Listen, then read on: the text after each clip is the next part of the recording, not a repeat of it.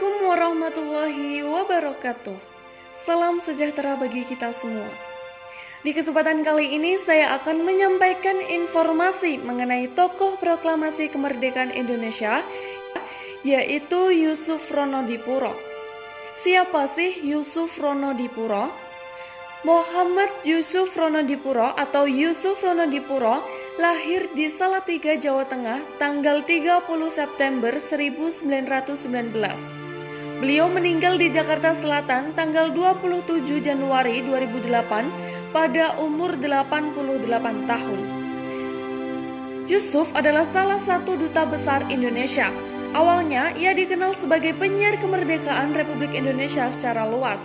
Selain itu, ia pernah menjadi duta besar luar biasa Indonesia di Uruguay, Argentina, dan Chili. Beliau adalah orang yang menyiarkan proklamasi kemerdekaan Indonesia ke seluruh dunia saat dia bekerja di Radio Hoshokyoku. Beliau juga salah satu pendiri dari Radio Republik Indonesia pada tanggal 11 September 1945. Ketika peristiwa penyerahan tentara Jepang kepada sekutu, Radio Hoshokyoku tempat Yusuf bekerja tiba-tiba ditutup. Kemudian, Mokhtar Lubis yang dipercaya menangani pemberitaan mancanegara membisiki Yusuf mengenai berita tersebut. Didorong semangat profesi wartawannya, Yusuf berangkat ke markas perkumpulan pemuda yang bernama Menteng 31, tempat berkumpulnya pejuang muda Indonesia kala itu. Di markas Menteng 31 telah ada rapat yang dipimpin oleh Sukarni. Semua telah mendengar kabar penyerahan tentara Kekaisaran Jepang dari Adam Malik yang kala itu bekerja sebagai wartawan Domai. Sukarni berkata bahwa para pemuda hendak mengambil alih radio Jepang. Ketika proklamasi kemerdekaan Indonesia dibacakan, Yusuf Ronodipuro tidak mendengar kabar tersebut. Karena para staf Hoshokyoku sejak hari Rabu sebelumnya sudah tidak diizinkan masuk atau keluar stadion radio tersebut. Mendadak Syahrudin datang dan memberikan selembar surat dari Adam Malik berisi naskah proklamasi pada beliau. Saat itu semua ruang siaran di gedung stasiun radio dijaga ketat oleh kepetai sehingga menghambat penyiaran berita proklamasi.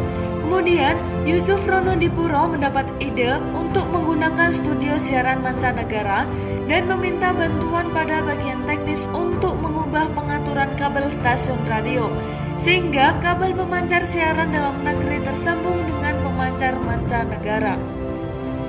Setelah semuanya siap, pada pukul 7 malam, Yusuf Ronodipuro membacakan proklamasi kemerdekaan Indonesia lewat siaran mancanegara ke seluruh dunia.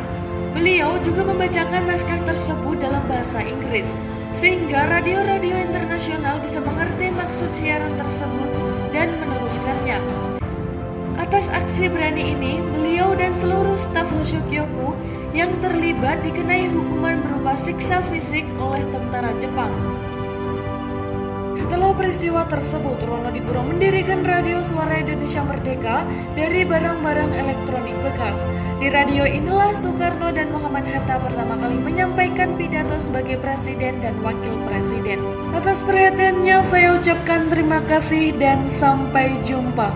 Wassalamualaikum warahmatullahi wabarakatuh.